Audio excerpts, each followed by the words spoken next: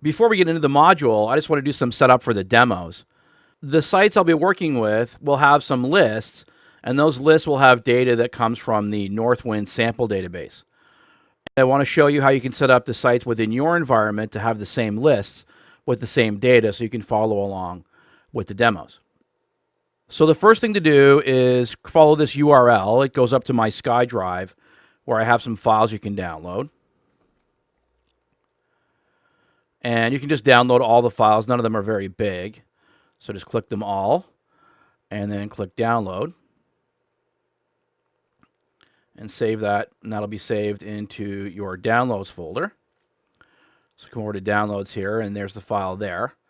So I'll just right click on that and extract all into that folder. That's fine.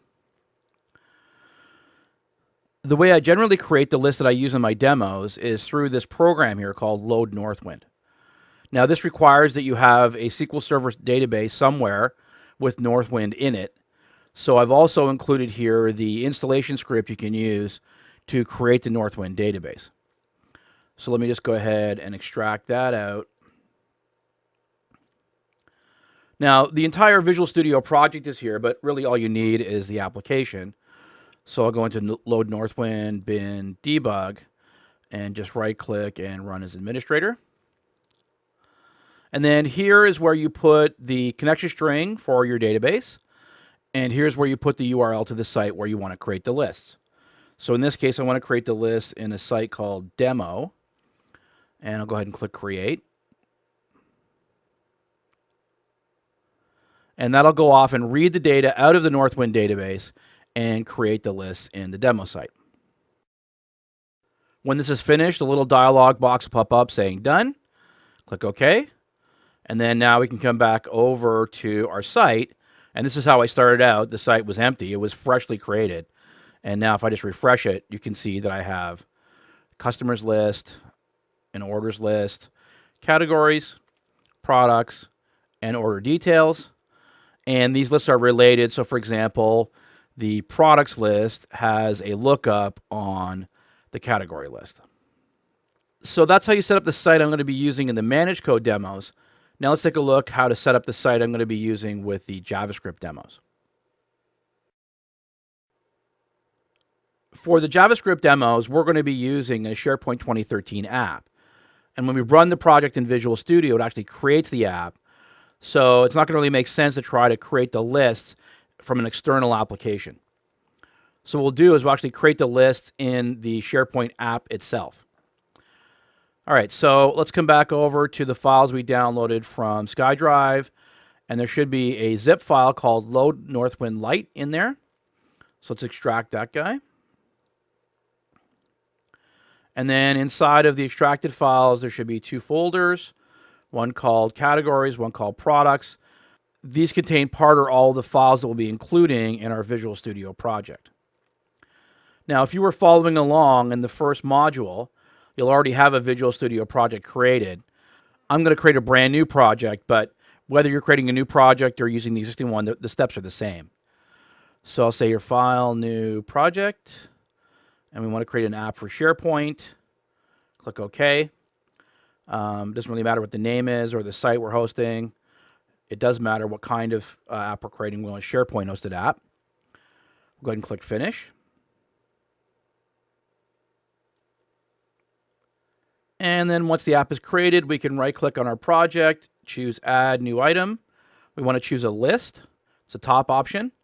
And we want to call our list Categories. And click Add. And in this dialog, we just want to keep the default options. So the list name is Categories, and it is a customizable list based on the default template.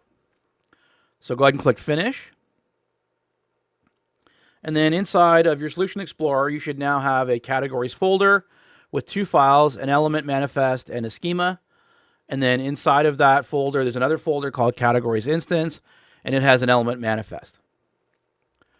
So we'll go ahead and close the designer here and open up the schema XML and just go ahead and delete the entire contents and come back over to the categories folder and then open up the schema XML file here I'm going to use Notepad, copy the entire contents of the file, come back over to your Visual Studio project, and paste them in.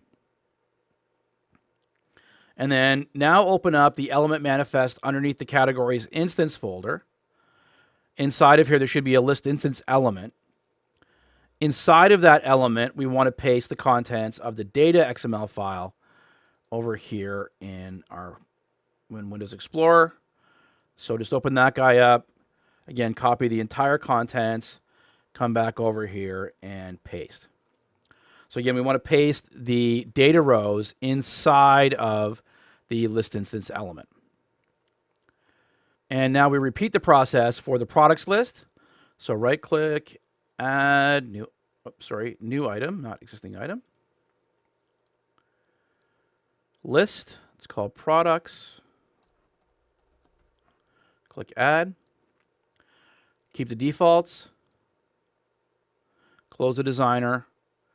And then over here in the products, we want to open up the schema XML, delete the entire contents, come back over to our folder, grab the schema XML out of there,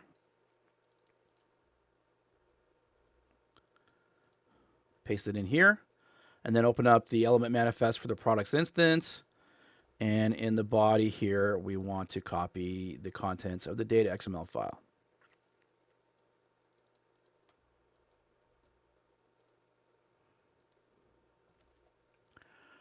Okay, so with that done, let's go ahead and run our app.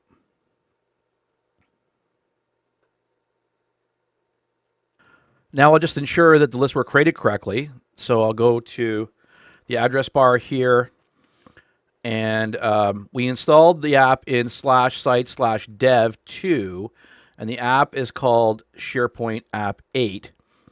So I'll delete everything after that.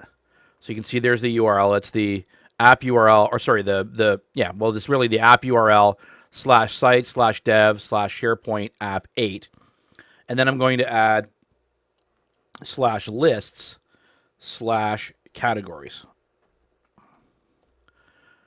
Okay, so there's our categories list in the SharePoint app, so that's right. And then I'm just going to change categories to products.